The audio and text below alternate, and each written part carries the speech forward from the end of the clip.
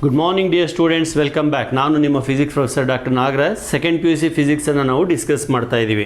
So ಈ second P U ಸಿನಲ್ಲಿ almost ಎಲ್ಲ ಚಾಪ್ಟರ್ಸ್ ಕಂಪ್ಲೀಟ್ ಆಯಿತು. ಇನ್ನು ಒಂದೇ ಒಂದು ಚಾಪ್ಟರ್ ಉಳ್ಕೊಂಡಿದೆ, ಅದು ನ್ಯೂಕ್ಲಿಯೈ ಅಂತ. ಆಮೇಲೆ ಈ ಜೊಮೆಟ್ರಿಕಲ್ ಆಪ್ಟಿಕ್ಸಲ್ಲಿ ಒಂದು ಸ್ವಲ್ಪ ಉಳ್ಕೊಂಡಿದೆ. After this nuclei chapter I will take up the geometrical optics. So ಈ ವಿಡಿಯೋದ ಮೂಲಕ ನ್ಯೂಕ್ಲಿಯೈ ಅನ್ನೋ ಒಂದು ಟಾಪಿಕನ್ನು ಸ್ಟಾರ್ಟ್ ಮಾಡ್ತಾ ಇದ್ದೀನಿ. This is also one of the important chapter. ಇದರಲ್ಲಿ ಕೂಡ ಸಿ ಇ ಟಿಗೆ ಮತ್ತು ನೀವು ಮೇನ್ ಎಕ್ಸಾಮ್ಗೆ ನೀವು ಕ್ವಶನ್ಸನ್ನು ಎಕ್ಸ್ಪೆಕ್ಟ್ ಮಾಡ್ಬೋದು. ಸ್ವಲ್ಪ ದೊಡ್ಡದಾಗಿದೆ, ಅಷ್ಟೇ ಇಂಟ್ರೆಸ್ಟಿಂಗ್ ಆಗೂ ಇದೆ. I will try my level best to make the things as simple as possible. As usual some ಎಕ್ಸಾಂಪಲ್ಸನ್ನು ಕೊಟ್ಕೊಂಡು ನಿಮಗೆ ಅರ್ಥ ಆಗೋ ರೀತಿಯಲ್ಲಿ ಈ ಚಾಪ್ಟರನ್ನು ಎಕ್ಸ್ಪ್ಲೇನ್ ಮಾಡಲಿಕ್ಕೆ ಪ್ರಯತ್ನ ಪಡ್ತೀನಿ. Come let us start with the chapter heading nuclei.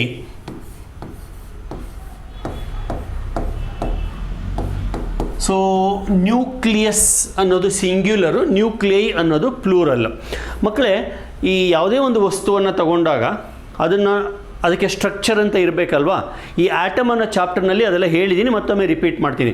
ಈಗ ಇದೊಂದು ಪೆನ್ ಇದೆ, ಈ ಪೆನ್ನಿಗೆ ಒಂದು ಸ್ಟ್ರಕ್ಚರ್ ಇದೆ. ಈ ಪೆನ್ನನ್ನು ನಾನು ಪುಡಿ ಮಾಡ್ತಾ ಹೋದಾಗ ಇದು ಏನಾಗುತ್ತೆ, ಫೈನ್ ಪಾರ್ಟಿಕಲ್ಸ್ ಆಗ್ತಾ ಹೋಗುತ್ತೆ. ಕೊನೆಗೆ ಇನ್ನೇನು ಪೀಸ್ ಮಾಡೋಕ್ಕಾಗೋದೇ ಇಲ್ಲ ಅಂತ ಅಂದಾಗ ಒಂದು ಸ್ಮಾಲ್ ಪಾರ್ಟ್ ಉಳಿಯುತ್ತಲ್ಲ, ಅದನ್ನು ನಾವು ಆಟಮ್ ಅಂತ ಕರಿತೀವಿ. ಈ ಆಟಮ್ಗೆ ಸ್ಟ್ರಕ್ಚರ್ ಇಲ್ಲ ಅಂತ ಬಹಳ ವರ್ಷದ ತನಕ ಅಂದ್ಕೊಂಡಿದ್ರು. ಡಾಲ್ಟನ್ ಅನ್ನೋ ಒಬ್ಬ ಸೈಂಟಿಸ್ಟು ಆಟಮಿಕ್ ಸ್ಟ್ರಕ್ಚರ್, ಆಟಮ್ ಅನ್ನೋ ಕಾನ್ಸೆಪ್ಟನ್ನು ಕೊಟ್ಟಿದ್ದ. ಆಟಮಿಂದ ಮುಂದಕ್ಕೆ ಬೇರೆ ಯಾವುದೇ ರೀತಿಯ ಸ್ಟ್ರಕ್ಚರ್ ಇಲ್ಲ ಅಂತ ನಾವು ಅಂದ್ಕೊಂಡಿದ್ವಿ.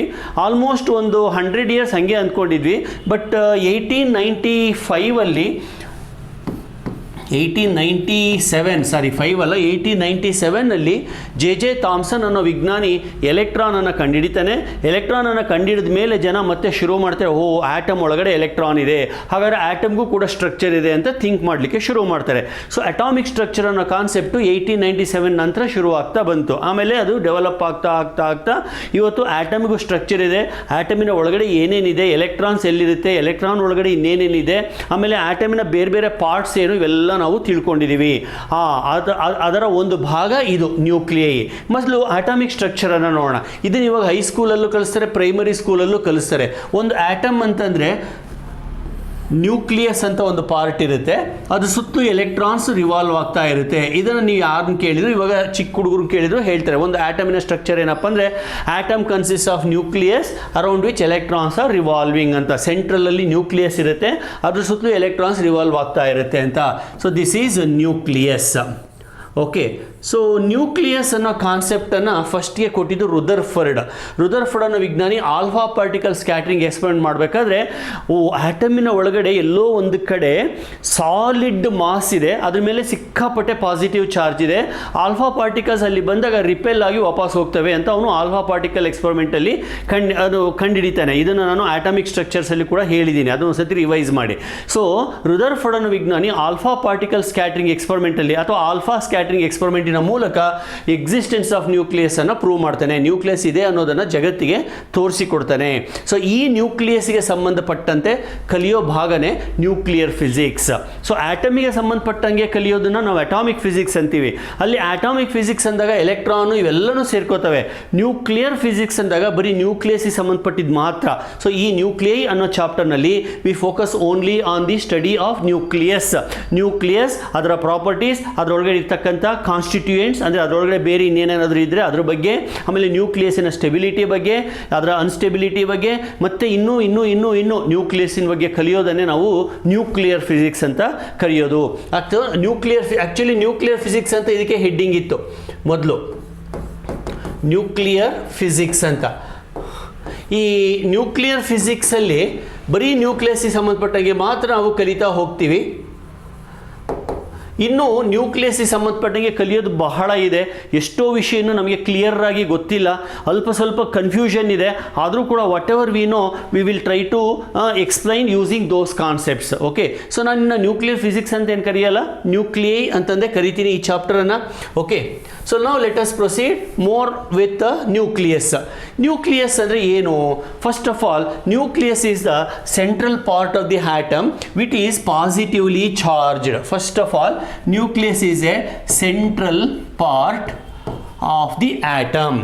It is positively charged. Entire positive of the atom is concentrated in the nucleus. Nucleus ಅಲ್ಲಿ ಪಾಸಿಟಿವ್ ಚಾರ್ಜ್ ಇದೆ. ಆಮೇಲೆ ಮೋಸ್ಟ್ ಆಫ್ ದಿ ಮಾಸ್, ಒಂದು ಆಟಮಿನ ಮಾಸ್ ಅಂತ ತಗೊಂಡಾಗ ಅದು more than 99% of the mass nucleus ಅಲ್ಲೇ ಇರುತ್ತೆ. ಅದಕ್ಕೆ ನಾವು ಅದನ್ನು ಹೆವಿ ಪೋರ್ಷನ್ ಅಂತ ಕರಿತೀವಿ. So most of the mass is concentrated, most of the mass of the atom is concentrated in the nucleus. So nucleus ಅನ್ನೋದು ಒಂಥರ ಹೆವಿ ಪೋರ್ಷನ್, ಆಟಮಿನ ಹೆವಿ ಪೋರ್ಷನ್. ಓಕೆ, ಆಮೇಲೆ ಆ ನ್ಯೂಕ್ಲಿಯಸ್ಸಿಗೆ ಪಾಸಿಟಿವ್ ಚಾರ್ಜ್ ಇದೆ, ಮಾಸ್ ಜಾಸ್ತಿ ಇದೆ, ಆದರೆ ಸೈಜ್ ಮಾತ್ರ ಬಹಳ ಬಹಳ ಕಡಿಮೆ ಇದೆ. ಸೈಜ್ ತುಂಬ ಕಡಿಮೆ. ಈ ನ್ಯೂಕ್ಲಿಯಸ್ಸಿನ ರೇಡಿಯಸನ್ನು ನಾವು ಬರೆದ್ರೆ, radius of the nucleus is very very small. Actually nucleus is about 10 to the power of -15. Radius of the nucleus is about 10 to the power of -15 meter. Okay, ಅದೇ ಆಟಮ್ ಅಂತ ತಗೊಂಡಾಗ, ಆಟಮಿನ ರೇಡಿಯಸನ್ನು ತಗೊಂಡಾಗ ಆಟಮಿನ ರೇಡಿಯಸ್ಸು ತುಂಬ ಜಾಸ್ತಿ, about 10 to the power of -10 metre. ಸ್ವಲ್ಪ ಗಮನಿಸಿ ಇದನ್ನು.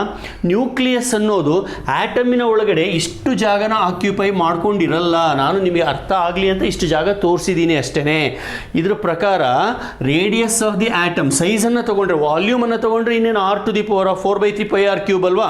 ಸೊ ವಾಲ್ಯೂಮ್ ಅಂತ ತಗೊಂಡ್ರೆ ಆಟಮ್ ಅನ್ನೋದು ವಾಲ್ಯೂಮಿನಸ್, ಸಿಕ್ಕಾಪಟ್ಟೆ ದೊಡ್ಡದು.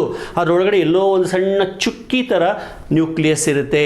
ಸೊ ನ್ಯೂಕ್ಲಿಯಸ್ ಅನ್ನೋದು ಆಟಮಿಗಿನ್ನ 1,00,000 ಪಟ್ಟು ಚಿಕ್ಕದಾಗಿರುತ್ತೆ, 1,00,000 ಪಟ್ಟು ಚಿಕ್ಕದಾಗಿರುತ್ತೆ. So size radius of the atom divided by radius of the nucleus ಅಂತ ತಗೊಂಡಾಗ, radius of the atom is 10 to the power of -10 divided by 10 to the power of -15, that is around 10 to the power of 5. 10 to the power of 5 ಅಂದರೆ 1,00,000 time, 1,00,000ದಿಂದ 10,00,000ದಷ್ಟು size ಚಿಕ್ಕದಾಗಿರುತ್ತೆ. ಅಂದರೆ atom ಅನ್ನೋದು ದೊಡ್ಡ room ಅಂತ consider ಮಾಡಿದರೆ, nucleus ಅನ್ನೋದು ಅಲ್ಲಿರ್ತಕ್ಕಂಥ ಒಂದು ಸಣ್ಣ ಚುಕ್ಕಿ ಅಷ್ಟೇ. ಈಗ ನಿಮ್ಮ ಕ್ಲಾಸ್ ರೂಮನ್ನು ಆಟಮ್ ಅಂತ ಕಲ್ಪನೆ ಮಾಡ್ಕೊಳ್ಳಿ. ಒಂದು ಪಿಕ್ಚರ್ ಕೊಡಲಿಕ್ಕೋಸ್ಕರ ಹೇಳ್ತಾ ಇದ್ದೀನಿ. ನಿಮ್ಮ ಕ್ಲಾಸ್ ರೂಮನ್ನು ಒಂದು ಆಟಮ್ ಅಂತ ತಿಳ್ಕೊಳ್ಳಿ. ಆ ಕ್ಲಾಸ್ ರೂಮಲ್ಲಿ ಎಲ್ಲೋ ಒಂದು ಸಣ್ಣದಾಗಿ ಒಂದು ಸೊಳ್ಳೆ ಹಾರಾಡ್ತಾ ಇರುತ್ತಲ್ಲ, ಅದು ನ್ಯೂಕ್ಲಿಯಸ್ ಅಂತ ಅಂದ್ಕೋಬೋದು. ಅಷ್ಟು ಚಿಕ್ಕದಾಗಿರುತ್ತೆ. So nucleus positively charged, heavy mass, ಆದರೆ ರೇಡಿಯಸ್ ಮಾತ್ರ ಬಹಳ ಬಹಳ ಬಹಳ ಕಡಿಮೆ. ಅದಕ್ಕೆ ರುದರ್ಫೋರ್ಡ್ ಹೇಳ್ತಾನೆ, entire positive charge and most of the mass is concentrated in a smallest region. ಅದನ್ನು ಅವನು ಆಲ್ಫಾ ಪಾರ್ಟಿಕಲ್ ಎಕ್ಸ್ಪೆರಿಮೆಂಟಿಂದ ಕನ್ಫರ್ಮ್ ಮಾಡ್ಕೋತಾನೆ. ಸೊ ನ್ಯೂಕ್ಲಿಯಸ್ ಅನ್ನೋದು ಆಟಮಿನ ಎಲ್ಲೋ ಒಂದು ಸಣ್ಣ ಮೂಲೆಯಲ್ಲಿ ಕೂತಿರ್ತಕ್ಕಂಥ ವಸ್ತು, ಎಲ್ಲೋ ಅಲ್ಲ, ಸೆಂಟ್ರಲ್ಲಿ ಕೂತಿರ್ತಕ್ಕಂಥ ಒಂದು ವಸ್ತು ಅದು. ಆಮೇಲೆ ಇನ್ನು ಮುಂದೆ ಹೋಗೋಣ. ಪ್ರಾಪರ್ಟೀಸನ್ನು ಹೇಳ್ಬಿಟ್ಟು ಆಮೇಲೆ ಮುಂದೆ ಮತ್ತೆ ವಾಪಸ್ ಇಲ್ಲಿಗೆ ಬರ್ತೀನಿ. ಓಕೆ, ನೆಕ್ಸ್ಟು ಈ ನ್ಯೂಕ್ಲಿಯಸ್ ಇದೆಯಲ್ಲ, ಗಮನಿಸಿ, ಮಾಸು ಕಡಿಮೆ. ಅದೇ ಅಫ್ಕೋರ್ಸ್ ಮಾಸ್ ಕಡಿಮೆ ಅಂತಂದರೆ ಆಟಮಿಗೆ ಕಂಪೇರ್ ಮಾಡಿಕೊಂಡ್ರೆ ಮಾಸ್ ಜಾಸ್ತಿ, ಓವರ್ ಆಲ್ ಮಾಸ್ ಕಡಿಮೆ. ಅದನ್ನು ಆಮೇಲೆ ಹೇಳ್ತೀನಿ ಬಿಡಿ, ಮಾಸ್ ಸುದ್ದಿಗೆ ಆಮೇಲೆ ಬರ್ತೀನಿ. ಈ ನ್ಯೂಕ್ಲಿಯಸ್ಸಿನ ಡೆನ್ಸಿಟಿ ಇದೆಯಲ್ಲ, density of the nucleus, I use the symbol rho. Nuclear density is very very high, about 2.3 into 10 to the power of 17 kg per meter cube. So nucleus is a highly dense material. ಡೆನ್ಸಿಟಿಗೂ ಮಾಸ್ಗೂ ಬಹಳ ವ್ಯತ್ಯಾಸ ಇದೆ. Dense ಅಂದ ತಕ್ಷಣ ತೂಕ ಇರ್ತಕ್ಕಂಥ ವಸ್ತು ಅಂತ ಅಂದ್ಕೋಬಾರ್ದು. Density by definition you all know is equal to mass divided by volume. Okay, density is given by mass by volume. Now I will write the density of few things like density of nucleus, density of glass goli, density of earth, density of sun. For example, density of glass ತಗೊಳ್ಳೋಣ, it is around 2.23 into 10 to the power of 3 kg per meter cube, around 2200 ಅಂತ ಅಂದ್ಕೋಬಹುದು. ಅದೇ density of ಸನ್ ತಗೊಂಡ್ರೆ around 1400 ಅಥವಾ 1.4 into 10 to the power of 3 kg per meter cube. ಅದೇ density of earth ಅನ್ನು ತಗೊಂಡ್ರೆ 5500 ಆಗುತ್ತೆ, ರಫ್ಲಿ 5.5 into 10 to the power of 3 kg/m³. ನೋಡಿ ಇವೆಲ್ಲ 10⁻³ ನಲ್ಲೇ ಇದೆ. ಅದೇ ಡೆನ್ಸಿಟಿ ಆಫ್ ನ್ಯೂಕ್ಲಿಯಸ್ ಅಂತ ತಗೊಂಡಾಗ ಇಲ್ಲಿ ಬರೆದಿದ್ದೀನಿ, density of nucleus it is about 2.3 × 10⁻17 kg/m³. Okay, so nuclear density is very highest. ಅದು among all the densities available in this universe, density of the nucleus is highest. Okay, ಇವೆಲ್ಲ properties ಅಂತ consider ಮಾಡ್ಬೋದು. Nucleus is a central part of the atom. It is positively charged and most of the mass of the atom is concentrated at the center, that is in the nucleus. And nucleus is a very small portion. Its radius is around 10⁻⁻15 meter. So compared to atom, nucleus is very small, ಅಥವಾ 10⁵ times small. Next, density of the nucleus is very high. Among all the densities, nuclear density is maximum. ಇನ್ನು ಒಂದು ಪ್ರಾಪರ್ಟಿಯನ್ನು ಹೇಳ್ಬಿಡ್ತೀನಿ. ನ್ಯೂಕ್ಲಿಯಸ್ಸಿನ ಒಳಗಡೆ ಈಗ ನೋಡಿ, ಇದು atom ಅಂತ ಅಂದ್ಕೊಂಡ್ರೆ, ಸುಮ್ಮನೆ ಬರ್ದಿರ್ತೀನಿ, ಇದಿಷ್ಟು ಆಟಮ್ ಅಂತ ಅಂದ್ಕೊಂಡ್ರೆ ಇಲ್ಲೆಲ್ಲೋ ಒಂದು ನ್ಯೂಕ್ಲಿಯಸ್ ಇದೆ ಅಷ್ಟೇ. ಇಷ್ಟೇನೆ, ಇಷ್ಟು ಅಲ್ಲ, ಇದು ಕೂಡ ದೊಡ್ಡದೇನೆ, ಇದಕ್ಕಿಂತ ಚಿಕ್ಕದಾಗಿರುತ್ತೆ. ಬಟ್ ಅಷ್ಟು ಬರೆದ್ಬಿಟ್ರೆ ನಾನು ನಿಮಗೆ ಎಕ್ಸ್ಪ್ಲೈನ್ ಮಾಡೋಕ್ಕಾಗಲ್ಲ. ಸೊ ಎಕ್ಸ್ಪ್ಲನೇಷನ್ಗೋಸ್ಕರ ಹಿಂಗೆ ಬರ್ಕೋತೀನಿ. So this is atom, okay, and this is nucleus, right? So ನ್ಯೂಕ್ಲಿಯಸ್ಗೂ ಆಟಮ್ಗೂ ಮಧ್ಯದಲ್ಲಿ ಬೇಕಾದಷ್ಟು ಜಾಗ ಇದೆ. ಸೊ ಆಟಮ್ ಅನ್ನೋದು ಒಂಥರ ಖಾಲಿ ಜಾಗ ಅಂತ ಹೇಳ್ಬೋದು. If you can compress the atom, atom size reduces like anything. atom ಅನ್ನು ನಾವು ಹಿಚಿಕಿ ಚಿಕ್ಕದು ಮಾಡಲಿಕ್ಕೆ ಸಾಧ್ಯ ಆದರೆ, ಪ್ರೆಸ್ ಮಾಡಿ ಚಿಕ್ಕದು ಮಾಡೋಕ್ಕೆ ಸಾಧ್ಯ ಆದರೆ ಈ ಜಾಗನೆಲ್ಲ ತೆಗಿಲಿಕ್ಕೆ ಸಾಧ್ಯ. ಅದು ಇವಾಗ ಒಂದು ಕವರಲ್ಲಿ ಗಾಳಿ ತುಂಬಿಟ್ಟು ಹಿಂಗೆ ಹಿಡ್ಕೊಂಡು ಇಷ್ಟು ದಪ್ಪ ಕಾಣಿಸುತ್ತೆ ಅಲ್ವಾ? ಹಾಗೆ ಪ್ರೆಸ್ ಮಾಡಿದಾಗ ಏನಾಗುತ್ತೆ, ಆ ಗಾಳಿ ಎಲ್ಲ ಹೊರಗಡೆ ಹೋಗಿ ಚಪ್ಪಟೆಯಾಗಿ ಇಷ್ಟ ಆಗೋದಿಲ್ವಾ? ಹಾಗೆ ಒಂದು ವೇಳೆ ಏನಾದರೂ ಇಲ್ಲಿರೋ ಗ್ಯಾಪನ್ನು ರಿಮೂವ್ ಮಾಡೋಕ್ಕೆ ಸಾಧ್ಯ ಆದರೆ ಆಟಮನ್ನು ಫುಲ್ ಕಂಪ್ರೆಸ್ ಮಾಡ್ಬೋದಂತೆ. ಹಾಗೆ ಕಂಪ್ರೆಸ್ ಮಾಡ್ತಾ ಮಾಲಿಕ್ಯೂಲ್ ಸೈಜ್ ಚಿಕ್ಕದಾಗುತ್ತೆ. ಮಾಲಿಕ್ಯೂಲ್ ಸೈಜ್ ಚಿಕ್ಕದಾದರೆ ಮ್ಯಾಟರ್ ಸೈಜೇ ಚಿಕ್ಕದಾಗುತ್ತೆ. ಅಂದರೆ ಇವಾಗ ಫಾರ್ ಎಕ್ಸಾಂಪಲ್ ಪೆನ್ನು ಇಷ್ಟು ಉದ್ದ ಇರೋದೇ ಇಲ್ಲ, ಇಷ್ಟು ಚಿಕ್ಕ ಒಂದು ಕಡ್ಡಿ ಥರ ಆಗುತ್ತೆ. ಅಂದರೆ ಮಾಲಿಕ್ಯೂಲ್ ಆಟಮ್ಸನ್ನು ನಾವು ಕಂಪ್ರೆಸ್ ಮಾಡೋಕ್ಕೆ ಸಾಧ್ಯ ಆದರೆ ಸಿಕ್ಕಾಪಟ್ಟೆ ಸೈಜನ್ನು ರೆಡ್ಯೂಸ್ ಮಾಡ್ಬೋದು. ಬಟ್ ರಿಮೆಂಬರ್, ಆ ಥರ ಕಂಪ್ರೆಸ್ ಮಾಡೋಕ್ಕೆ ಆಗೋದೇ ಇಲ್ಲ. ಯಾವುದೇ ಕಾರಣಕ್ಕೂ ಇಲ್ಲಿರೋ ಜಾಗನ ನಾವು ತೆಗಿಲಿಕ್ಕೆ ಆಗೋದೇ ಇಲ್ಲ. Atom never collapse. ಇರಲಿ, ಸೊ ನ್ಯೂಕ್ಲಿಯಸ್ಗೂ ಆಟಮ್ಗೂ ಮಧ್ಯೆ ಬೇಕಾದಷ್ಟು ಗ್ಯಾಪ್ ಇದೆ. ನಿರ್ವಾತ ಅಂತ ಕರಿತೀವಿ, ವ್ಯಾಕ್ಯೂಮ್ ಅಂತ ಕರಿತೀವಿ. ಈಗ ಈ ನ್ಯೂಕ್ಲಿಯಸ್ಸಿನ ಒಳಗಡೆ ಏನಿದೆ, ಇವಾಗ ನಾವು ಆಟಮಿನ ಒಳಗಡೆ ಏನಿದೆ ಅಂತ ಕೇಳಿದಾಗ ಎಲೆಕ್ಟ್ರಾನ್ಸ್ ಇದ್ದಾವೆ, ಆಮೇಲೆ ನ್ಯೂಕ್ಲಿಯಸ್ ಇದೆ ಅಂತ ಹೇಳಿದ್ವಿ. ಇಲ್ಲಿ ಎಲೆಕ್ಟ್ರಾನ್ ಇದೆ, ನ್ಯೂಕ್ಲಿಯಸ್ ಇದೆ ಅಂತ ಹೇಳಿದ್ವಿ. ಈಗ ಪ್ರಶ್ನೆನ ಯಾವತ್ತೂ ನಿಲ್ಲಿಸಬಾರದು, ಕೇಳ್ತಾನೆ ಇರಬೇಕು. ನ್ಯೂಕ್ಲಿಯಸ್ನ ಒಳಗಡೆ ಏನಿದೆ ಅಂತ ಕೇಳಿದರೆ ಎಸ್ ಆನ್ಸರ್ ಇದೆ. ನ್ಯೂಕ್ಲಿಯಸ್ಸಿನ ಒಳಗಡೆ ಕೂಡ ಪಾರ್ಟಿಕಲ್ಸ್ ಇದ್ದಾವೆ, ಪ್ರೋಟಾನ್ಸ್ ಮತ್ತು ನ್ಯೂಟ್ರಾನ್ಸ್ ಅಂತ ಪಾರ್ಟಿಕಲ್ಸ್ ಇದ್ದಾವೆ. So nucleus is made up of protons and neutrons. Protons and neutrons put together are called nucleons ಅಥವಾ ನ್ಯೂಕ್ಲಿಯೈಡ್ಸ್.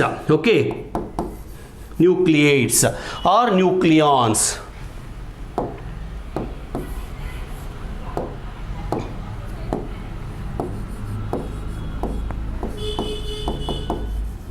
ನ್ಯೂಕ್ಲಿಯೈಡ್ಸ್ ಆರ್ ನ್ಯೂಕ್ಲಿಯಾನ್ಸ್. ಈ ಪ್ರೋಟಾನ್ಸ್ ಮತ್ತು ನ್ಯೂಟ್ರಾನ್ಸನ್ನು together we call them as nucleons. ಇಲ್ಲಿ ನ್ಯೂಟ್ರಾನ್ಸ್ಗೆ ಚಾರ್ಜ್ ಇರೋದಿಲ್ಲ, ಪ್ರೋಟಾನ್ಸ್ಗೆ ಮಾತ್ರ ಚಾರ್ಜ್ ಇರುತ್ತೆ. ಆ ಪ್ರೋಟಾನ್ಸ್ಗೆ ಪಾಸಿಟಿವ್ ಚಾರ್ಜ್ ಇರುತ್ತೆ. So last property, nucleus is made up of protons and neutrons.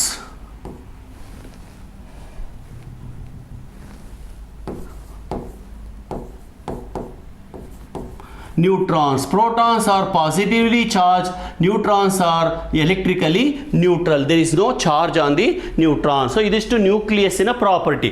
ನ್ಯೂಕ್ಲಿಯಸ್ಸಿನ ಬಗ್ಗೆ ಕಲಿಯೋ ಚಾಪ್ಟರನ್ನೇ ನ್ಯೂಕ್ಲಿಯರ್ ಫಿಸಿಕ್ಸ್ ಅಥವಾ ನ್ಯೂಕ್ಲಿಯೇ ಅಂತ ಕರೆಯೋದು. ನ್ಯೂಕ್ಲಿಯಸ್ ಬಂದ್ಬಿಟ್ಟು central part of the atom. ನ್ಯೂಕ್ಲಿಯಸ್ಸಿನ ಒಳಗಡೆ ನ್ಯೂಕ್ಲಿಯಾನ್ಸ್ ಅಂತ ಅಂದರೆ ಪ್ರೋಟಾನ್ಸ್ ಮತ್ತು ನ್ಯೂಟ್ರಾನ್ಸ್ ಇರ್ತವೆ. ಪ್ರೋಟಾನ್ಸ್ ಎಲ್ಲ positively charge, neutrons electrically neutral. ಹಾಗಾಗಿ ಓವರ್ ಆಲ್ ಪ್ರೋಟಾನಿನ ಮಧ್ಯೆ ಪಾಸಿಟಿವ್ ಚಾರ್ಜ್ ಇರುತ್ತೆ. ಅರ್ಥ ಆಯ್ತಲ್ವಾ? ಈಗ ಮುಂದೆ ಹೋಗೋಣ ಒಂದು ಸ್ಟೆಪ್ಪು. ನ್ಯೂಕ್ಲಿಯಸ್ಸಿನ ಒಳಗಡೆ ಪ್ರೋಟಾನ್ಸ್ ಇರುತ್ತೆ ಅಂತ ಹೇಳಿದೆ. ಆ ಪ್ರೋಟಾನಿನ ಚಾರ್ಜ್ ಪಾಸಿಟಿವ್ ಇರುತ್ತೆ ಅಂತ ಹೇಳಿದೆ. ಸುತ್ತಲೂ ಎಲೆಕ್ಟ್ರಾನ್ಸ್ ಇರುತ್ತೆ, ಎಲೆಕ್ಟ್ರಾನಿನ ಚಾರ್ಜ್ ನೆಗೆಟಿವ್ ಅಂತ ಹೇಳಿದೆ. ಇವಾಗ ಒಂದು ಸ್ವಲ್ಪ ಯೋಚನೆ ಮಾಡಿ, ಎಲೆಕ್ಟ್ರೋಸ್ಟ್ಯಾಟಿಕ್ಸನ್ನು ಜ್ಞಾಪಿಸ್ಕೊಳ್ಳಿ. ಒಂದು ಆಟಮು ಯಾವಾಗಲೂ ಎಲೆಕ್ಟ್ರಿಕಲಿ ನ್ಯೂಟ್ರಲ್ ಆಗಿರುತ್ತೆ, ಅದು ಪಾಸಿಟಿವ್ ಇರೋದಿಲ್ಲ, ನೆಗೆಟಿವ್ ಇರೋದಿಲ್ಲ, ಟೋಟಲ್ ಚಾರ್ಜ್ ಈಸ್ ಝೀರೋ. ಆದರೆ ಇಲ್ಲಿ ಹೇಳ್ತಾ ಇದ್ದೀನಿ, ಇಲ್ಲಿ ನೆಗೆಟಿವ್ ಇದೆ, ಇಲ್ಲಿ ಪಾಸಿಟಿವ್ ಇದೆ ಅಂತ. ಹಾಗಾದರೆ ಟೋಟಲ್ ಚಾರ್ಜ್ ಝೀರೋ ಹೆಂಗಾಗುತ್ತೆ ಸರ್? ಇಲ್ಲಿ ಬರ್ತಾ ಇದೆ ಒಂದು important point. Electron protons number always same. If there are 10 electrons, there will be 10 protons. If there are 11 electrons, there will be 11 protons. Always the number of positive charge is equal to number of negative charge, so that the atom is electrically neutral. ಇದನ್ನ ನೀವು electrostatics ಅಲ್ಲೂ ಕಲ್ತಿದ್ದೀರಾ. ಇಲ್ಲಿ ಇನ್ನೊಂದು ಸತಿ ಹೇಳ್ತೀನಿ. In an atom, always there will be equal number of positive and negative charge. So how many nucleons are there? ನಾವು ಅದನ್ನು ಹೇಳಲ್ಲ. How many protons are there? ಅದನ್ನ ಈಸಿಯಾಗಿ ಹೇಳ್ಬೋದು. How many protons ಅಂತ ಕೇಳಿದ್ರೆ ಏನು ಬಿಡ್ಬೋದು? Number of protons inside the nucleus is equal to number of electrons around the nucleus. ಇವಾಗ ಹೈಡ್ರೋಜನ್ ಅನ್ನು ತಗೊಂಡ್ರೆ ಹೈಡ್ರೋಜನ್ ಅಲ್ಲಿ ಒಂದು ಎಲೆಕ್ಟ್ರಾನ್ ಇರುತ್ತೆ, ಒಂದು ಪ್ರೋಟಾನ್ ಇರಲೇಬೇಕು, ಒಂದು ಚೂರು ಜಾಸ್ತಿ ಇಲ್ಲ ಕಡಿಮೆ ಇಲ್ಲ. ಅದೇ ಕಾರ್ಬನ್ ಅನ್ನು ತಗೊಂಡ್ರೆ 6 protons 6 electrons, because 6 is the number of electrons in the carbon. ಹೀಗೆ number of electrons number of protons balance ಆಗ್ತಾ ಹೋಗುತ್ತೆ. ಈಗ ಒಂದು ನ್ಯೂಕ್ಲಿಯಸ್ ಅನ್ನು ಅಥವಾ ಒಂದು ಆಟಮ್ ಅನ್ನು ರೆಪ್ರೆಸೆಂಟ್ ಮಾಡಲಿಕ್ಕೆ ಕೆಮಿಸ್ಟ್ರಿನಲ್ಲಿ ಸಿಂಬಲ್ಗಳನ್ನು ಬಳಸ್ತಾರೆ. ಸಿಂಬಲ್ ಅನ್ನು ಬಳಸ್ಬಿಟ್ಟು ಈ ಥರ ಬರೀತಾರೆ. ಓಕೆ, ಎಕ್ಸ್ ಅಂತಂದಲ್ಲ, ಒಟ್ಟಲ್ಲಿ ಈಗ ಹೈಡ್ರೋಜನ್ ಅಂದರೆ ಹೆಂಗೆ ಬರೀತಾರಪ್ಪ? ಹೈಡ್ರೋಜನ್ ಅಂದರೆ ಹೆಂಗೆ ಬರೀತಾರೆ? ಹೆಚ್ ಅಂತ ಬರೀತಾರೆ, ಹೌದಲ್ವಾ? ಹೀಲಿಯಮ್ ಅನ್ನು ಹೆಂಗೆ ಬರೀತಾರೆ? HE ಅಂತ ಬರೀತಾರೆ. ಹೀಗೆ ಇವನ್ನ ಕೆಮಿಕಲ್ ಸಿಂಬಲ್ಸ್ ಅಂತ ಕರಿತೀವಿ. So in general we write it as X represents the chemical symbol of the element. ಈಗ ಇಲ್ಲಿ ಒಂದು ಲೆಟರ್ ಅನ್ನು ಬರಿತೀವಿ Z ಅಂತ. Z is nothing but number of protons. So it is also known as atomic number. So Z is known as atomic number. It tells you how many protons are there inside the nucleus, or it is nothing but number of protons.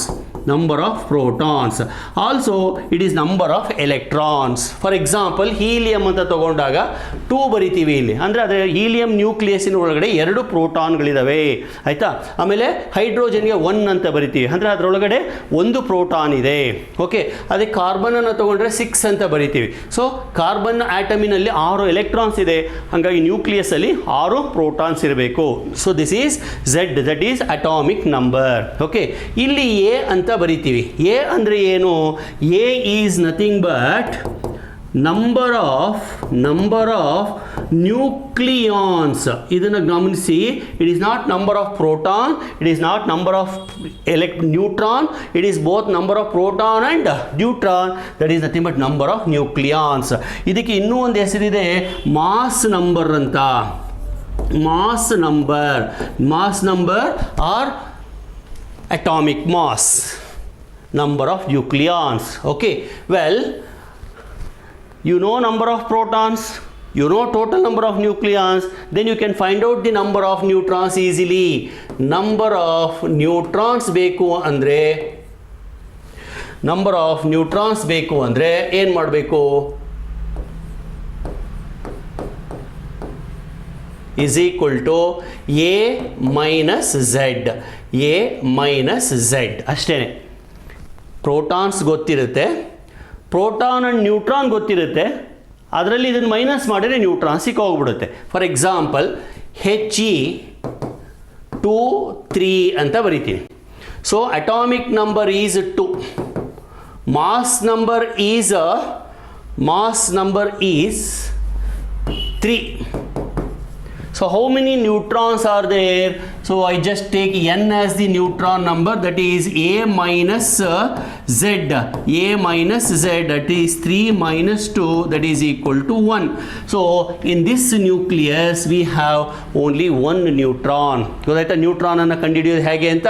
ಹಾಗಾದರೆ ಇದರಲ್ಲಿ ಎಷ್ಟಿದೆ ನೋಡಿ, C6 13. So how many number of protons are there? 6. How many number of neutrons are there? n ಅಂತ ಬರಿತೀನಿ. It is nothing but 13 minus 6 7. Okay, number of electrons ಎಷ್ಟು ಹೇಳಿ ನೋಡೋಣ. Sir ಅದೇನು ಸರ್ ಈಸಿ ಅಲ್ವಾ sir? Number of electron is equal to number of proton ಅಲ್ವಾ? Yes, you are correct. Number of electron is nothing but 6 only. So Z ಎಷ್ಟಿರುತ್ತೋ ಇದು ಅಷ್ಟೇ ಇರುತ್ತೆ, ಗೊತ್ತಾಯ್ತಲ್ವಾ? ಸೊ ಹೀಗೆ ಕೆಮಿಕಲ್ ಸಿಂಬಲ್ ಮತ್ತು ಅಟಾಮಿಕ್ ನಂಬರು ಮತ್ತು ಮಾಸ್ ನಂಬರ್ ಎಲ್ಲನೂ ಒಂದೇ ಫಾರ್ಮಲ್ಲಿ ರೆಪ್ರೆಸೆಂಟ್ ಮಾಡ್ತೀವಿ. ಒಂದು ನ್ಯೂಕ್ಲಿಯಸನ್ನು ರೆಪ್ರೆಸೆಂಟ್ ಮಾಡೋದು ಹೇಗೆ? ಈ ಥರ XZA, where Z is known as atomic number, A is known as number of nucleons ಅಥವಾ mass number. So mass number ಅಂತಂದರೆ ಏನು? Proton plus neutron. So neutron ಬೇಕು ಅಂದರೆ total number minus proton. Okay, so let us take few more examples. Look at these examples now. Okay, well H11, H12, H13, He23, He24 ಹಾಗೆಯೇ ಬರ್ಕೊಂಡು ಹೋಗ್ತೀನಿ. C612, C613, C614. Okay, O816, O815, N713, N714. ಗಮನಿಸ್ತಾ ಇದ್ದೀರಾ? ಹೀಗೆ ನೀವೆಷ್ಟು ಬೇಕಾದರೂ ಬರೀಬೋದು. For example uranium 92, 235, uranium 92, 236, ಸರಿ 236 et cetera. ಈಗ ಇವನ್ನೆಲ್ಲ ಗಮನಿಸಿ, ಎಲ್ಲದರಲ್ಲೂ ಪ್ರೋಟಾನ್ ನ್ಯೂಟ್ರಾನ್ ಬರಿತಾ ಹೋಗಿ. ಫಸ್ಟ್ ನಾನು ಪ್ರೋಟಾನ್ಸನ್ನು ಬರ್ಕೊಂಬರ್ತೀನಿ. ನಂಬರ್ ಆಫ್ ಪ್ರೋಟಾನ್ಸ್ ಅಂದರೆ Z, ಈ ಎಕ್ಸಾಂಪಲಲ್ಲಿ Z is equal to 1. Number of neutron 0. ಅಂದರೆ ಸರ್ ನ್ಯೂಟ್ರಾನ್ ಇಲ್ಲದೇನೂ ಇರ್ಬೋದಾ? ಇದೆ. ಎಸ್ ಒಂದೇ ಒಂದಿದೆ. ಯಾವುದು? ಹೈಡ್ರೋಜನ್. ಅದನ್ನು ಹೈಡ್ರೋಜನ್ ನ್ಯೂಕ್ಲಿಯೇ ಅಂತ ಕರೀತಾರೆ. ಹೈಡ್ರೋಜನ್ ನ್ಯೂಕ್ಲಿಯೈನಲ್ಲಿ ಪ್ರೋಟಾನ್ ಇದೆ, ನ್ಯೂಟ್ರಾನ್ ಇಲ್ಲ. ಎಲ್ಲ ಹೈಡ್ರೋಜನಲ್ಲ, ಒಂದು ಪರ್ಟಿಕ್ಯುಲರ್ ಟೈಪ್ ಆಫ್ ಹೈಡ್ರೋಜನಲ್ಲಿ ನ್ಯೂಟ್ರಾನ್ಸ್ ಇರೋದಿಲ್ಲ, ಬರೀ ಒಂದೇ ಒಂದು ಪ್ರೋಟಾನ್ ಇರುತ್ತೆ. ಅದನ್ನು H11 ಅಂತ ಬರಿತೀವಿ. ಸೊ ಈ ಎಕ್ಸಾಂಪಲ್ಗೆ ಬರೋಣ. How many protons are there? 1. How many neutrons are there? 2 - 1 1. ಗೊತ್ತಾಗ್ತಿದೆಯಾ? ಈ ಎಕ್ಸಾಂಪಲ್ಗೆ ಬನ್ನಿ.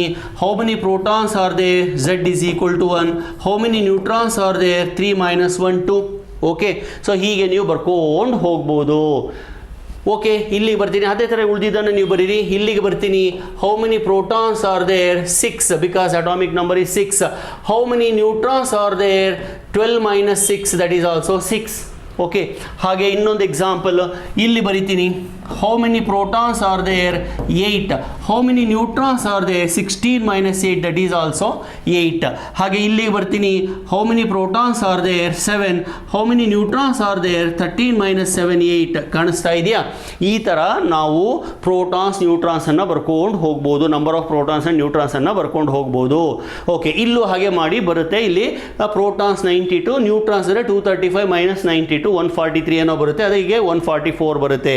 Okay, now let me go ahead further. ಇಲ್ಲಿ ಒಂದು ಕ್ಲಾಸಿಫಿಕೇಷನ್ ಅನ್ನು ಬರಿತೀನಿ. ಇದನ್ನೆಲ್ಲ ನೋಡಿದ ಮೇಲೆ ನನಗೆ ಒಂದು ಕ್ಲಾಸಿಫಿಕೇಷನ್ ಹೇಳಬೇಕು ಅಂತ ಅನ್ನಿಸ್ತಾ ಇದೆ. ಏನಪ್ಪ ಅಂತಂದರೆ, ಗಮನಿಸಿ ಮಕ್ಕಳೇ, ಕೆಮಿಕಲ್ ಸಿಂಬಲ್ ಈ ಮೂರರಲ್ಲೂ ಒಂದೇ ಥರ ಇದೆ. H. ಅಟಾಮಿಕ್ ನಂಬರ್ ಸೇಮ್ ಇದೆ, ಮಾಸ್ ನಂಬರ್ ಡಿಫರೆಂಟ್ ಇದೆ. ಈ ಥರ ಅಟಾಮಿಕ್ ನಂಬರ್ ಸೇಮ್ ಇದ್ದರೆ ಕೆಮಿಕಲ್ ಸಿಂಬಲ್ ಸೇಮ್ ಇರಲೇಬೇಕು. ಅಟಾಮಿಕ್ ನಂಬರ್ ಚೇಂಜ್ ಆಯಿತು ಅಂದರೆ ನೋಡಿ, 1 ಇದ್ದಿದ್ದು 2 ಆಯಿತು ಅಂದರೆ ಕೆಮಿಕಲ್ ಸಿಂಬಲ್ ಚೇಂಜ್ ಆಗ್ತಾ ಹೋಗುತ್ತೆ. ಸೊ ಅಟಾಮಿಕ್ ನಂಬರ್ ಅನ್ನೋದು ಆ ಎಂಥ ಎಲಿಮೆಂಟು ಅನ್ನೋದನ್ನು ಹೇಳುತ್ತೆ, ಜೊತೆಗೆ ಆ ಎಲಿಮೆಂಟಿನ ಫಿಸಿಕಲ್ ಪ್ರಾಪರ್ಟೀಸ್ ಮತ್ತು ಕೆಮಿಕಲ್ ಪ್ರಾಪರ್ಟೀಸನ್ನು ಹೇಳುತ್ತೆ. Remember, chemical properties mainly depend on number of electrons. Electron configuration ಮೇಲೆ ಕೆಮಿಸ್ಟ್ರಿನೆಲ್ಲ ಓದಿರ್ತೀರಾ. ಸೊ electronic configuration change ಆಯಿತು ಅಂದರೆ chemical properties ಕೂಡ ಚೇಂಜ್ ಆಗುತ್ತೆ.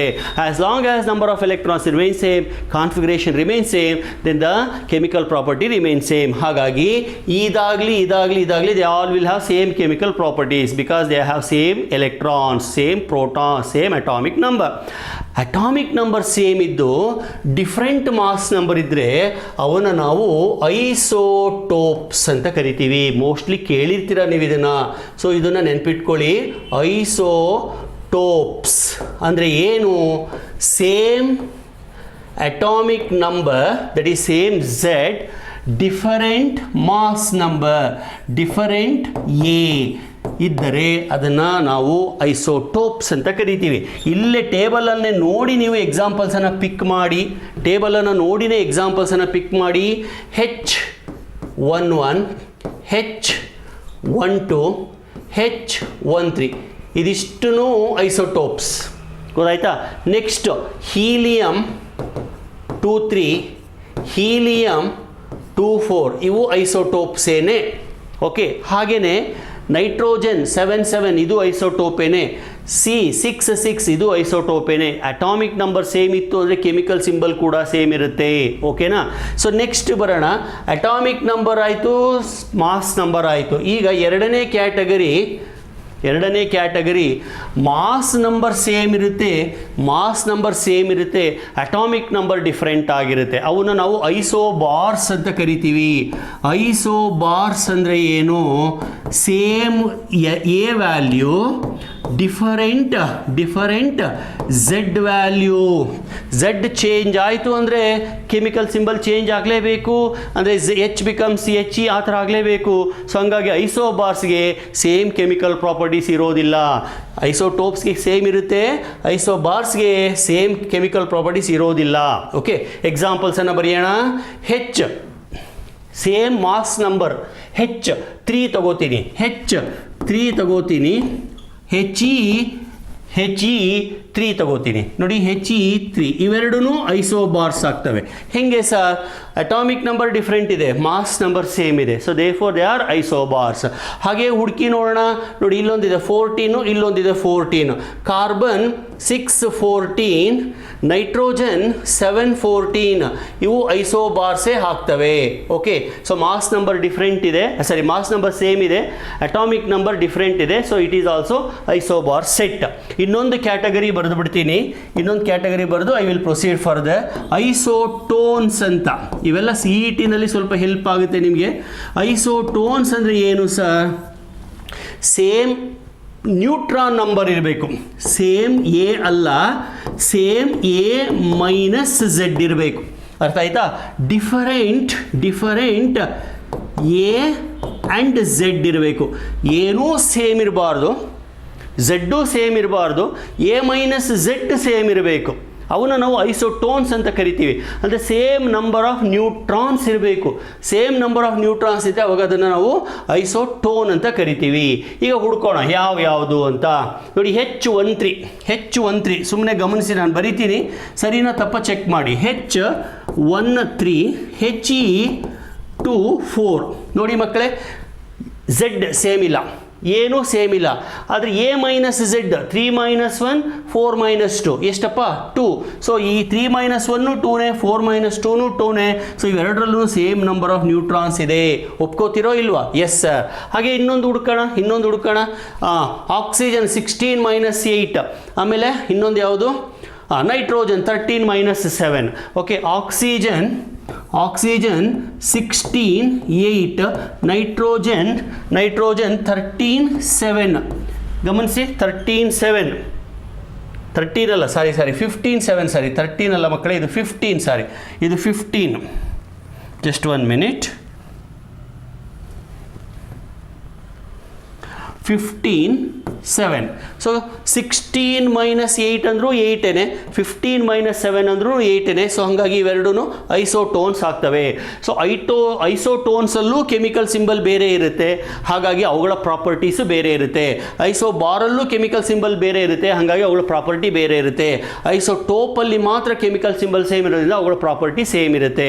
ಸೊ ಐಸೋಟೋಪ್, ಐಸೋಬಾರ್, ಐಸೋಟೋನ್ ಇವೆಲ್ಲ ಡಿಫ್ರೆಂಟ್ ಕ್ಲಾಸಿಫಿಕೇಶನ್. ಇವಾಗ ಹೆಚ್ಚು ಕಡಿಮೆಗೆ ಏನು ಪೀರಿಯಾಡಿಕ್ ಟೇಬಲಲ್ಲಿ ಎಲಿಮೆಂಟ್ಸ್ ಇದಾವಲ್ಲ, ಆ ಎಲ್ಲ ಎಲಿಮೆಂಟ್ಸ್ಗೂ ಐಸೋಟೋಪ್ಸ್ ಇದ್ದಾವೆ. ಎಲ್ಲದಕ್ಕೂ ಕೆಲವೊಂದಕ್ಕೆ ನ್ಯಾಚುರಲ್ ಐಸೋಟೋಪ್ಸ್ ಇದೆ, ಕೆಲವಕ್ಕೆ ಆರ್ಟಿಫಿಷಿಯಲ್ ಐಸೋಟೋಪ್ಸ್ ಇದೆ. ಈ ಐಸೋಟೋಪ್ಸನ್ನು ಹೆಂಗೆ ಕಂಡುಹಿಡಿದ್ರು, ಆಮೇಲೆ ಮಾಸ್ ಆಫ್ ದ ನ್ಯೂಕ್ಲಿಯಸನ್ನು ಹೆಂಗೆ ಕಂಡುಹಿಡಿಯೋದು, ಆಮೇಲೆ ಮಾಸನ್ನು ಕನ್ವರ್ಟ್ ಮಾಡಲಿಕ್ಕೆ ಯಾವ ಯೂನಿಟ್ ಇದೆ, ಇವನ್ನೆಲ್ಲ ಒಂದೊಂದಾಗಿ ಚರ್ಚೆ ಮಾಡ್ತಾ ಹೋಗೋಣ. ಇದು ಇಂಟ್ರೊಡಕ್ಟರಿ ವಿಡಿಯೋ ಆಗಿರೋದ್ರಿಂದ ನಾನು ಇಷ್ಟಕ್ಕೆ ಸ್ಟಾಪ್ ಮಾಡ್ತೀನಿ. ಸ್ವಲ್ಪ ಬಿಗಿನಿಂಗ್ ಸ್ವಲ್ಪ ಸ್ಲೋ ಆಗಿ ಹೋಗೋಣ. ಇವತ್ತು ನಾನು ಸ್ವಲ್ಪ ಸ್ಲೋ ಆಗಿ ಪಾಠ ಮಾಡಿದ್ದೀನಿ. ನ್ಯೂಕ್ಲಿಯಸ್ ಅಂದರೆ ಏನು, ನ್ಯೂಕ್ಲಿಯಸ್ ಪ್ರಾಪರ್ಟೀಸ್ ಏನು, ಐಸೋಬಾರ್ ಅಂದರೆ ಏನು, ಐಸೋಟೋಪ್ ಅಂದರೆ ಏನು, ಆಮೇಲೆ ಐಸೋಟೋನ್ ಅಂದರೆ ಏನು, ಇಷ್ಟು ಹೇಳಿದ್ದೀನಿ. ಆಮೇಲೆ ಒಂದು ನ್ಯೂಕ್ಲಿಯಸನ್ನು ಕೆಮಿಕಲ್ ಸಿಂಬಲಲ್ಲಿ ಹೆಂಗೆ ಎಕ್ಸ್ಪ್ರೆಸ್ ಮಾಡೋದು ಅಂತ ಹೇಳಿದ್ದೀನಿ. ಸೊ ಇಷ್ಟು ಹೇಳಿ ಇನ್ನು ಒಂದು ಸ್ಟೆಪ್ ಮುಂದೆ ಹೋಗ್ಬಿಡ್ತೀನಿ. ನ್ಯೂಕ್ಲಿಯಸ್ಸಿನ ಮಾಸ್ ಅವಾಗಲೇ ಹೇಳಿದೆ, simplest nucleus is hydrogen. Mass of the nucleus ಅಥವಾ ನ್ಯೂಕ್ಲಿಯರ್ ಮಾಸ್, ನ್ಯೂಕ್ಲಿಯಸ್ಸಿನ ಮಾಸನ್ನು ಹೆಂಗೆ ನಾವು ಮೆಷರ್ ಮಾಡೋದು? So as I told just now, the simplest mass is hydrogen. Hydrogen mass is 1.67 into 10 to the power of, okay, 6726 into 10 to the power of minus 27 kg. Okay, ಇದು ನ್ಯೂಕ್ಲಿಯಸ್ಸಿನ mass. ಯಾವ nucleus? ಹೈಡ್ರೋಜನ್ನಿನ nucleus. Hydrogen ಅಂದರೆ ಯಾವುದು sir? 2 3 ಇದೆಯಲ್ಲ sir, ಅದರಲ್ಲಿ ಯಾವುದನ್ನು ತಗೋಬೇಕು? Yes, it is H11. ಅಂದರೆ ಇದರಲ್ಲಿ ಎಷ್ಟು ಪ್ರೋಟಾನ್ಸ್ ಇದೆ? ಒಂದೇ ಪ್ರೋಟಾನ್. ಎಷ್ಟು ನ್ಯೂಟ್ರಾನ್ಸ್ ಇದೆ? No neutrons, because 1 - 1 is 0. ಮಕ್ಕಳು ಇಲ್ಲಿ ಗಮನಿಸಿ, 10⁻⁻27 ಈ ಮಾಸು ತುಂಬ ಚಿಕ್ಕ ಮಾಸು, ತುಂಬ ಕಡಿಮೆ ಮಾಸು. ಆಗಲೇ ನಾವು ಫಸ್ಟ್ PUCನಲ್ಲಿ ಕಲ್ತಿದ್ದೀವಿ, ಯಾವುದೇ ಒಂದು ಮಾಸು ತುಂಬ ಕಡಿಮೆ ಇದ್ದರೆ ಅಥವಾ ತುಂಬ ಜಾಸ್ತಿ ಇದ್ದರೆ ನಾವು ಕನ್ವರ್ಷನ್ಗೆ ಹೋಗ್ತೀವಿ, ಅಂದರೆ ಕನ್ವೀನಿಯಂಟ್ ಯೂನಿಟ್ಗೆ ಹೋಗ್ತೀವಿ. ಆಸ್ಟ್ರಾನಮಿಕಲ್ ಮಾಸ್ ಯೂನಿಟ್ ಅಂತ ಕೇಳಿದ್ದೀರಾ? ಸೊ ಲೆಂತ್ಗಳೂ ಅಷ್ಟೇ, ತುಂಬ ಜಾಸ್ತಿ ಇರಲಿ ತುಂಬ ಕಡಿಮೆ ಇರಲಿ ಅವಾಗ ಕನ್ವೀನಿಯಂಟ್ ಯೂನಿಟನ್ನು ಉಪಯೋಗಿಸ್ತೀವಿ. ತುಂಬ ಜಾಸ್ತಿ ಇದ್ದರೆ ಲೈಟ್ ಇಯರ್ ಅಂತ ಉಪಯೋಗಿಸ್ತೀವಿ. ಆಮೇಲೆ ಏನು ತುಂಬ ಕಡಿಮೆ ಇದ್ದರೆ ಆಂಗ್ಸ್ಟ್ರಾಮ್ ಅಂತ ಯೂಸ್ ಮಾಡ್ತೀವಿ. ಹೀಗೆ ತುಂಬ ಜಾಸ್ತಿ ಇರ್ತಕ್ಕಂಥ ಅಥವಾ ತುಂಬ ಕಡಿಮೆ ಇರ್ತಕ್ಕಂಥ ಕ್ವಾಂಟಿಟೀಸನ್ನು ರೆಪ್ರೆಸೆಂಟ್ ಮಾಡಲಿಕ್ಕೆ ನಾವು ಕನ್ವೀನಿಯಂಟ್ ಯೂನಿಟ್ಸನ್ನು ನಾವು ಯೂಸ್ ಮಾಡ್ತೀವಿ. ಹಾಗೆ ಇಲ್ಲಿ ಕೂಡ ಮಾಸ್ ಆಫ್ ದ ನ್ಯೂಕ್ಲಿಯಸನ್ನು, ಮಾಸ್ ಆಫ್ ದಿ ಆಟಮನ್ನು, ಮಾಸ್ ಆಫ್ ದ ನ್ಯೂಕ್ಲಿಯಾನ್ಸನ್ನು ಹೇಳಲಿಕ್ಕೆ atomic mass unit, astronomical mass unit ಅಲ್ಲ, ಅಟಾಮಿಕ್ ಮಾಸ್ ಯೂನಿಟ್ ಅಂತ ಒಂದು ಇದೆ. ಸೊ ಅಟಾಮಿಕ್ ಮಾಸ್ ಯೂನಿಟ್, ಇದನ್ನು ಆ್ಯಕ್ಚುಲಿ AMU ಅಂತ ಕರೀತಾರೆ ಎಲ್ಲ ಕಡೆ. ಬಟ್ NCERT ಬುಕ್ಕಲ್ಲಿ ಇದನ್ನು AMU ಅಂತ ಕರೆಯಲ್ಲ, ಬರೀ U ಅಂತ ಬರೆದಿದ್ದಾರೆ. Anyway I will stick on to NCERT book symbol notation. So U ಅಂತಂದೇ ಬರಿತೀನಿ. ಕೆಲವೊಮ್ಮೆ ಏನಾದರೂ ನಾನು AMU ಅಂತ ಬರೆದ್ರೂ ಕೂಡ ಬೈ ಮಿಸ್ಟೇಕ್, ಅದು ಮಿಸ್ಟೇಕ್ ಅಂತ ತಗೋಬೇಡಿ, it is atomic mass unit ಅಂತಂದೇ ಕನ್ಸಿಡರ್ ಮಾಡಿ. So define 1 AMU. ಹೆಂಗೆ 1 AMUನ ಡಿಫೈನ್ ಮಾಡೋದು? 1 AMU is defined as 1/12 of mass of carbon 12 atom. So 12 ಅನ್ನು ಮೇಲೆ ಬರೆದಿದ್ದೀನಿ ಅಂದರೆ ಅದು ಏನನ್ನು ರೆಪ್ರೆಸೆಂಟ್ ಮಾಡುತ್ತೆ? 12 ನ್ಯೂಕ್ಲಿಯಾನ್ಸ್ ಆರ್ ದೇರ್ ಅನ್ನೋದನ್ನು ರೆಪ್ರೆಸೆಂಟ್ ಮಾಡುತ್ತೆ.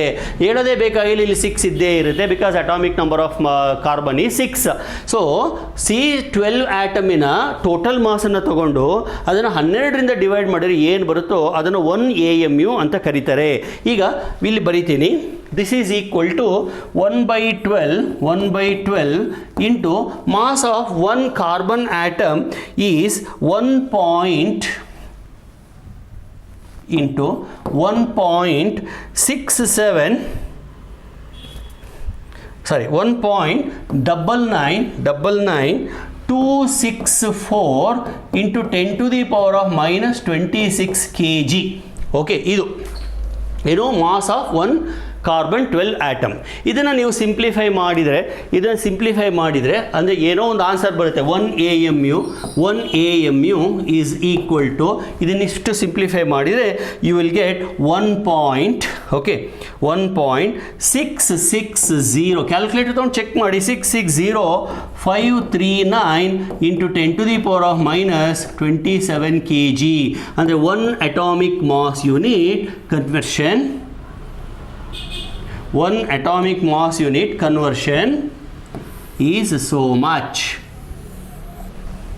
1 AMU ಅಥವಾ 1 U is equal to 1.660,539 into 10 to the power of minus 27 kg. ಅರ್ಥ ಆಯ್ತಾ? ಈಗ ಮತ್ತೆ ವಾಪಸ್ ಇಲ್ಲಿಗೆ ಬರ್ತೀನಿ. ಒಂದು ಪ್ರೋಟಾನಿನ ಮಾಸ್ ಇದು. ಹೈಡ್ರೋಜನ್ ನ್ಯೂಕ್ಲಿಯೈ ಮಾಸ್ ಅಂದರೆ ಅರ್ಥ ಏನು? ಪ್ರೋಟಾನಿನ ಮಾಸ್. ಈಗ ಪ್ರೋಟಾನಿನ ಮಾಸನ್ನು, proton mass in terms of AMU ಅಥವಾ in terms of U calculate ಮಾಡೋಣ. ಹೇಗೆ? Very simple. Mass of the proton is equal to, this is 1 AMU, that is 1.660,539 into 10 power minus 27. This is mass in kg. So 1.66 ಏನಿದೆಯೋ ಮಾಸು, ಸಾರಿ 66 ಅಲ್ಲ, 6726 into 10 to the power of minus 27 divided by ಇಲ್ಲಿದೆಯಲ್ಲ 1.6605. ಇವೆಲ್ಲ ದೊಡ್ಡ ನಂಬರ್ಗಳು ಬರ್ತವೆ, ಅದೇ ಜಾಸ್ತಿ ನಂಬರ್ಗಳು ಬರ್ತವೆ. ತಲೆ ಸ್ವಲ್ಪ ಕೇರ್ಫುಲ್ ಆಗಿರಲಿ, ತುಂಬ ತಲೆ ಕೆಡಿಸ್ಕೊಳಕ್ಕೆ ಹೋಗಬೇಡಿ. 660,539 into 10 to the power of minus 27. Okay, so ಇದನ್ನು ಕ್ಯಾಲ್ಕುಲೇಟ್ ಮಾಡಿ. ಕ್ಯಾಲ್ಕುಲೇಟ್ ಮಾಡಿದಾಗ ಏನು ಆನ್ಸರ್ ಬರುತ್ತೆ? We get this as MP is equal to, we get it as 1.00727 AMU ಅಥವಾ U stands for atomic mass unit. ನೋಡಿ, ಪ್ರೋಟಾನಿನ ಮಾಸು ಇದೆ, ಪ್ರೋಟಾನಿನ ಮಾಸು 1.6726 ಇಂಟು 10⁻27 ಅಂದರೆ ಅರ್ಥ ಏನು? 0 ಪಾಯಿಂಟ್ ಅಂತ ಬರೆದು 26 ಸೊನ್ನೆಗಳನ್ನು ಹಾಕಬೇಕು. 26 ಸೊನ್ನೆಗಳನ್ನು ಹಾಕಿ ಆಮೇಲೆ 16726 ಅಂತ ಬರೀಬೇಕು. ಕೆ ಜಿನಲ್ಲಿ ಬರೆಯೋದಾದರೆ ಎಷ್ಟೊಂದು ಬರ್ಕೊಂಡು ಹೋಗ್ಬೇಕಲ್ವಾ? ಅದ್ರ ಬದಲಿಗೆ ಇಲ್ಲಿ ನೋಡಿ 1.00727 U ಅಷ್ಟೇ, ಅಂದರೆ ಅಟಾಮಿಕ್ ಮಾಸ್ ಯೂನಿಟ್. ಕನ್ವೀನಿಯಂಟ್ ಹಂಗಂತೇಳಿ ಅಟಾಮಿಕ್ ಮಾಸ್ ಯೂನಿಟನ್ನು SI ಯೂನಿಟ್ ಅಂತ ಕರೆಯಂಗಿಲ್ಲ. It is still a conventional unit. kg is the SI unit. ಸರಿಯಪ್ಪ, ಪ್ರೋಟಾನಿನ ಕಥೆ ಆಯಿತು. ಈಗ ಬೇರೆ ಬೇರೆ ಪಾರ್ಟಿಕಲ್ಸನ್ನು ಬರೆಯೋಣ. ಎಲೆಕ್ಟ್ರಾನಿಗೆ ಬರೆಯೋಣ. ಸೊ ಎಲೆಕ್ಟ್ರಾನಿಗೆ ಮಾಸನ್ನು ಕಂಡುಹಿಡಿಯೋಣ in terms of atomic mass unit. ನಮಗೆಲ್ಲ ಗೊತ್ತಿದೆ, mass of the electron is 9.1 into 10 to the power of minus 31. So mass of the electron is equal to 9.1 into 10 to the power of minus 31 divided by ಇದು 1 U ಅಂದರೆ ಇಷ್ಟು 1.660539 into 10 to the power of minus 27. Simplify ಮಾಡಿದರೆ 5.534 into 10 to the power of minus 4 ಬರುತ್ತೆ. 27 ಮೇಲೆ ಹೋದರೆ plus 27, 31 ಅಲ್ಲಿ 27 ಅಂದರೆ minus 4. that is 0.0005534 atomic mass unit. This is the mass of the electron in atomic mass unit. ಹೀಗೆ mass of the nucleus ಅನ್ನು, mass of the nucleons ಅನ್ನು, mass of the electrons ಅನ್ನು ಒಂದು ಕನ್ವೆನ್ಷನಲ್ ಯೂನಿಟ್ ಅಲ್ಲಿ ಬರೀಬಹುದು. That is nothing but AMU. So ಈಗ ಈ ವಿಡಿಯೋನ ಇಲ್ಲಿಗೆ ನಿಲ್ಲಿಸ್ತೀನಿ. ನನ್ನ ಮುಂದಿನ ವಿಡಿಯೋದಲ್ಲಿ ನ್ಯೂಟ್ರಾನ್ಸ್ ಅನ್ನು ಮಾಸನ್ನು ಕಂಡುಹಿಡಿಯೋದು ಹೇಗೆ, ನ್ಯೂಟ್ರಾನ್ಸ್ ಅನ್ನು ಹೆಂಗೆ ಕಂಡುಹಿಡಿದ್ರು, ಆಮೇಲೆ ಐಸೋಟೋಪ್ಸ್ ಬೇರೆ ಬೇರೆ ಥರ ಇದ್ರೆ ಟೋಟಲ್ ಮಾಸ್ ಅಥವಾ ಆವರೇಜ್ ಮಾಸ್ ಕಂಡುಹಿಡಿಯೋದು ಹೇಗೆ, ಅವೆಲ್ಲ ಚರ್ಚೆ ಮಾಡ್ತಾ ಹೋಗೋಣ. ಸೊ ದಯವಿಟ್ಟು ನನ್ನ ವೀಡಿಯೋಸನ್ನು ಶೇರ್ ಮಾಡಿ ನಿಮ್ಮ ಫ್ರೆಂಡ್ಸ್ ಜೊತೆಗೆ. ಲೈಕ್ ಬಟನನ್ನು ಪ್ರೆಸ್ ಮಾಡಿ. ನೀವು ಕಾಮೆಂಟ್ಸ್ ಹಾಕ್ತಿದ್ರೂ ಪರವಾಗಿಲ್ಲ, ಲೈಕ್ ಬಟನನ್ನು ಪ್ರೆಸ್ ಮಾಡಿ. CET ನಲ್ಲಿ ಇನ್ನೂ ತುಂಬ ಹೇಳ್ಕೊಡೋದಿದೆ. I will explain each and everything in detail. Okay, please stay with me. Thank you. Thanks for your support.